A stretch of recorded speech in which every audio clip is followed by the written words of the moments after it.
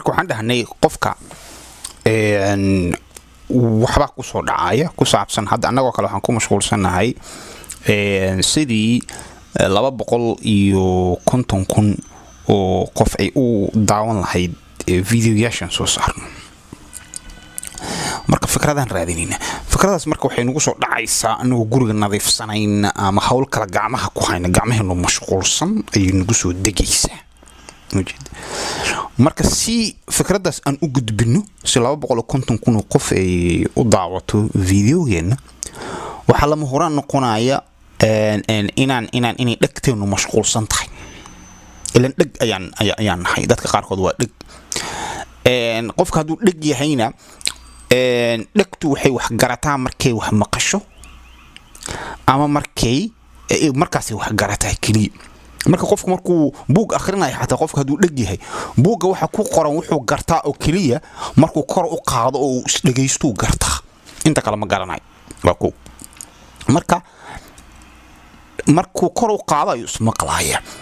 marka si dadku ugu gudbiyo waa inuu maaragtay dhagtiisu waa inay mashquul tahay. waxa la weydiin karaa oo la dhihi karaa war sababtan sidee ku suurta gashay marka waa sharaxi doonaa. waxaan dhahnay qofkani waa dhagtiisa laba qaybood qaybna waxa waa dhag oo waxa lagu maqlaa waxa banaanka ka yimaada lagu maqlaa qaybna waxa lagu maqlaa waxa gudaha ka yimaada lagu maqlaa.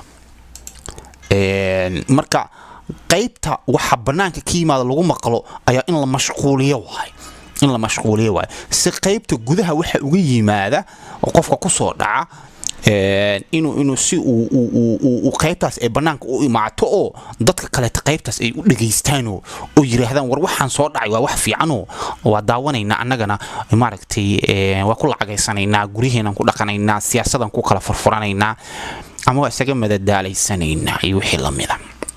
waa taas waay sababtaas ay annaga noola muuqataa.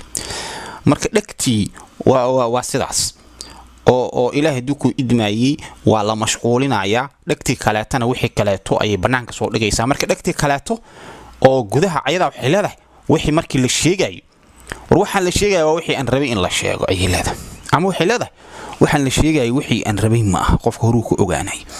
haddii ay tahay wixii la rabay in la sheegana waa sii wadaaya haddii kaleetana waa iska joojinaya.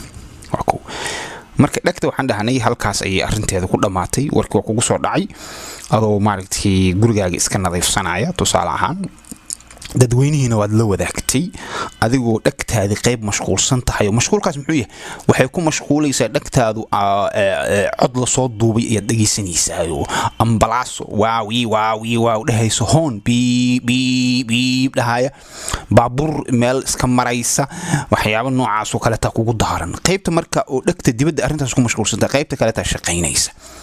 marka waa intaas waay qaabkaas maxaa la yiraahdaa qaabkaasa marka waxa aan dhahnay qofka u sahlaysa inuu dadweynaha la wadaago afkaar lama oo asagana oo 250,000 qof oo dad ay daawato uu ku helo isla markaasna lagu helo afkaar waxyaabo badan oo loo hilowsan yahay sahlaysa wadiiqooyinkii iyo jidkii lagu heli lahaa iyo awoodii lagu hirgelin lahaa intaba keenaysa bacdina la helay.